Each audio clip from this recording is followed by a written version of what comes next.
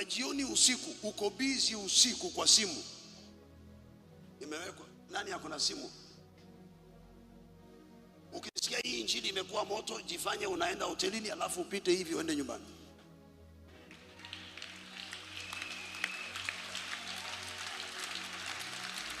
Nipe hiyo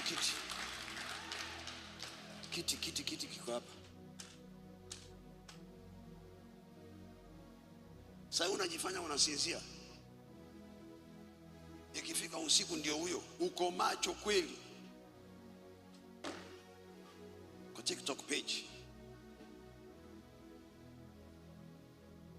Follow us, I'm live.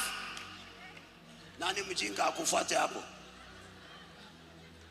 Gonga mwenzako mwambie mimi sitakuwa mjinga wako. I'm live.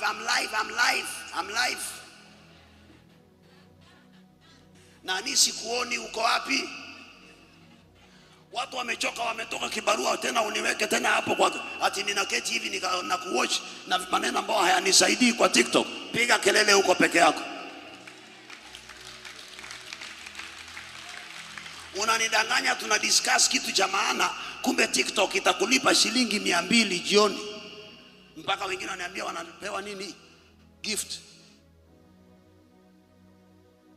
Unafanya vitu ambavyo hata haukuwaza. Ndio wafuasi wawe wengi, ndio upewe 350. Umefanya wafuasi wawe wengi, ndio upewe 350. Umefanyika chizi TikTok.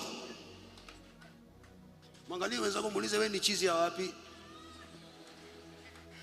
Mwambie hii injili ikiwa moto, pita, ni kama unaenda chooni, piga kona hivi. Mtu mzima sasa ndio umefika TikTok.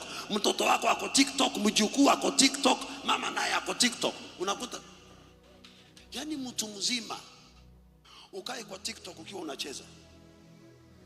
Nashukuru Mungu niko na followers kama 800,000. Niko karibu kugonga 1,000,000.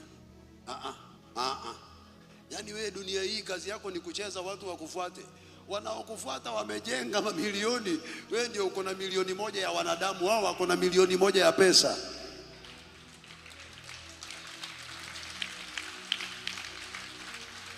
Wewe uko na 1,000,000 watu ambao wakishamaliza kazi zao, wamejenga nyumba zao, they waste time watching you doing nothing.